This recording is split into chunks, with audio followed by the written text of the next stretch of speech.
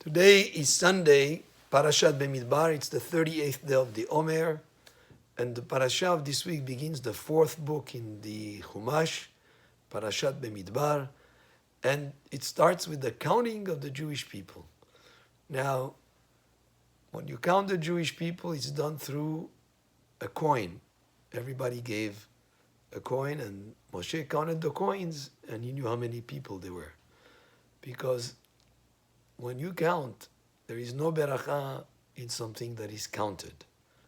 And that is why when you count the Jewish people, we don't count them directly, but we count them through counting the coins that are the coins themselves are actually a kapara and a protection for them, because when you count, it's exposing the people, what is counted, to chas v'shalom, to ayin hara, to the evil eye. And that's why there is no beracha in something that is counted.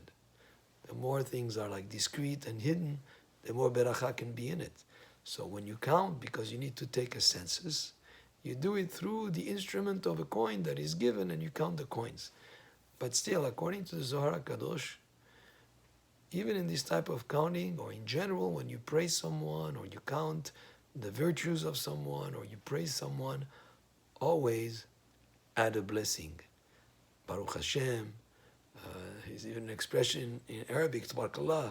You bless Hashem and you thank Hashem, and you involve Hashem in that situation of praising whatever you praise or count the virtues or the numbers of someone. Always you have to add this idea of blessing and thanking Hashem. That's what Moshe Rabbeinu also said in the pasuk. He says, "V'inechem hayom kechuchvei hashamayim larov." But then right afterwards he added, and he said, afterwards he says, "Hashem Elokei avotechem Yosef alechem ka'achem elef pe'amim v'yivarech etchem ka'asher diber lachem." So there are blessings that are involved as you praise the numbers or the virtues or the qualities of someone. Also, another interesting point about this counting, it says in the parasha, b'mispar shemot, with a number of names.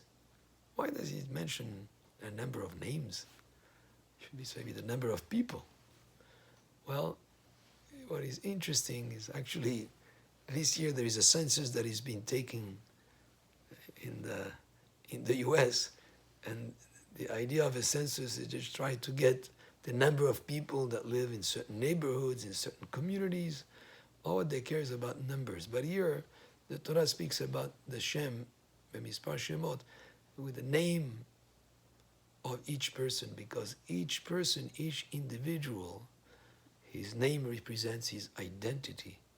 And his identity is an important part of the puzzle that is there, just almost like a giant orchestra to sing to Hashem praises. And we need the name of each person, not just as a plain number, but his mission in this world, because each person has a specific mission, a specific duty, a specific thing that he needs to, that he can, only him can contribute to the world, because all of us were created differently one from the other.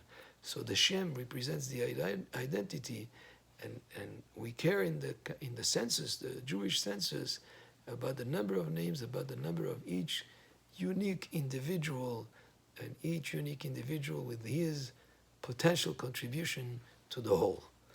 And that's some of the ideas associated with the beginning of the parasha, which is also the beginning of the book of Bamidbar. Baruch Adonai le'olam, amen ve'amen.